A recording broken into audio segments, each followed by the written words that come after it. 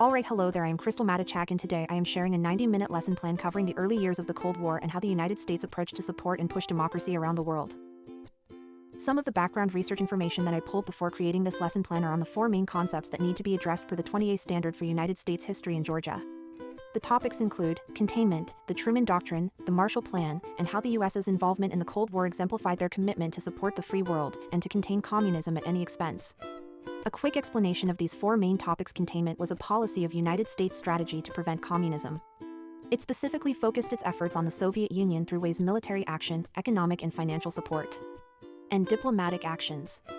The Truman Doctrine happened in 1947 during the Civil War between Greece and Turkey, and Truman realized that he did not want any weakened countries to feel that they had to fall to communism.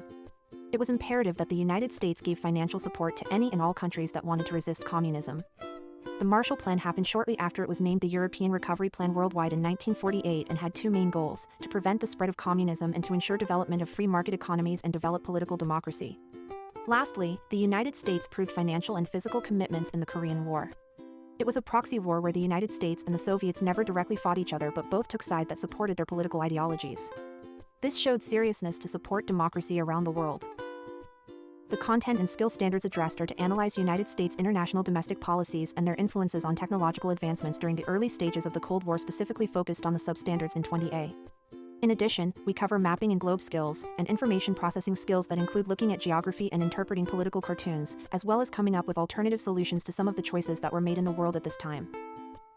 The overall goal is to understand the efforts that the United States made to support and maintain democracy while simultaneously getting rid of communism.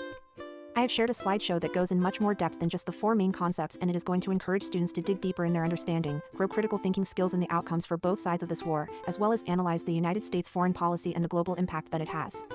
Students will use a graphic organizer to retain their notes in an organized fashion and will have a formative assessment at the end of the lesson where they have a choice between different flow maps to utilize. Here we have a snapshot of just a few of the slides that you will see in the slideshow. There are a handful of videos, maps, political cartoons, as well as the key terms with visuals and direct definitions. This all promotes clarity and understanding, while also digging deeper in critical thinking skills. The visuals really bring the Cold War to life and paint a picture to help students understand what this time period looked like. Here is a brief rundown of the lesson plan. You will start with the essential guiding question that you saw at the beginning of the presentation, and you can either discuss it as a whole group or students can write in their journals independently and then discuss. I would base it on the mood of the class at the time. The Google Slides will then be utilized alongside of the graphic organizer for students to fill in while the slides are being discussed and presented. Throughout the slides, I simultaneously weave in aforementioned skill standards to help break up lecture and also keeping students active. All of this is laid out in fine detail in the full lesson plan shared with you. Here we have a sample of the graphic organizer worksheet to highlight the policies or actions taken at this time. Students are to determine the impact they had on the United States and in the world, identify the impacted areas on a map and list them, as well as identify any issues or problems, or come up with alternative solutions. A fun addition to this is for the students to add a picture under each term that will help them commit the policy or action to memory. It allows for creative juices to flow. Colored pencils or markers might make this a little bit more fun and provide a stronger visual. So what will the students do? I've covered it a bit already, but they will complete the graphic organizer to organize their notes during instruction and after the teacher is done with direct instruction. What resources can they use? A lot of it will come from direct instruction, but they can also use their state workbook, A Nation Conceived in Liberty. They can use the internet if they get stuck or want to research deeper. They are also encouraged to work with a partner after direct instruction is over. Then, students will choose their formative assessment via 3 different map choices. If they would like to work with a partner on their map choice, they can, but it needs to be a different partner than the one that they use with a graphic organizer. Regardless, each student should submit their own map even if they do work with a partner, so you can assess them individually. Here are the 3 of the differentiated maps that students can choose from for their formative assessment. I recommend the flow map on the left. If you have students with special needs in the classroom, they can make it similar to a timeline and it'll help put things in order in their minds. The other 2 options would be great for learners that need a challenge. Regardless, the beauty of this is that students can pick a map that speaks to them to help organize their thoughts in a way that makes sense to them personally. I find that students really love to have a little autonomy in the classroom, and this is one way that they can utilize personal preference. All of these are shared as PDFs in the lesson plan. So how does a teacher measure this assessment? You should collect the flow maps when they are complete, or have them finish the remainder of the work at home that night if they needed a little bit more time. The maps are considered the formative assessment. I don't believe an official rubric is required for this, but if you look through their answers and write detailed comments and feedback for them to either correct or understand that you looked at it in detail, this would be well received by the students for them to see your personal touch via feedback.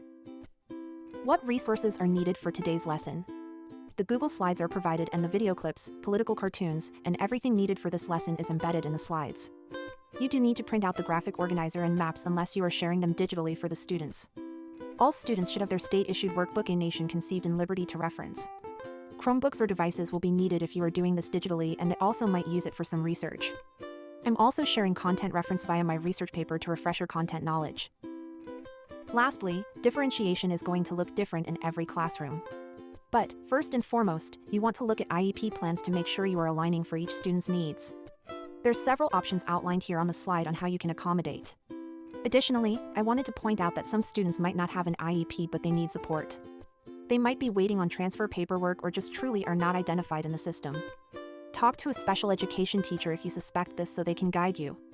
However, all students regardless of a label they may or may not have in school can benefit from differentiation. I find that students are generally very honest with their needs and appreciate the autonomy, and they will be honest with you.